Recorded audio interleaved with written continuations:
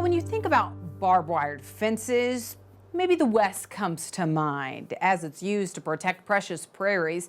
But as we travel the countryside with American Countryside's Andrew McCrae this week, the birth of barbed wire was actually in the heart of the Midwest. In Sterling, Illinois, you'll find an impressive mansion built in the mid-1800s. In 1882, the home was purchased by Washington Dillon, an entrepreneur who was building a growing business producing a product that was becoming quite popular on farms and ranches. He heard tell of what was happening in DeKalb with Joseph Glidden and this new perfected barbed wire.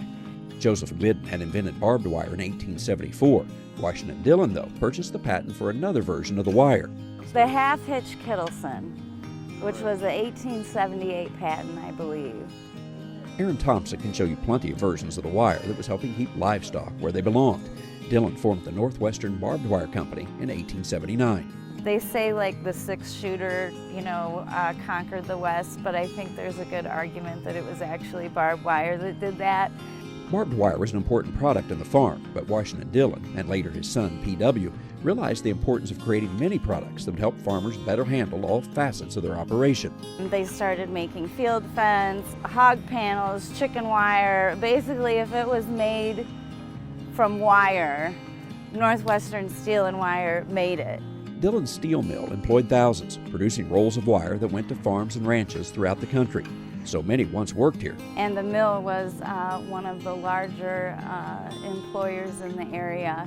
For instance, today people complain about the one-way streets in town, but imagine thousands of guys changing shift at the same time. P.W. Dillon used steam locomotives in his factories well past the time they had vanished in most parts of the country. In fact, he was still using a steam locomotive in the 1980s.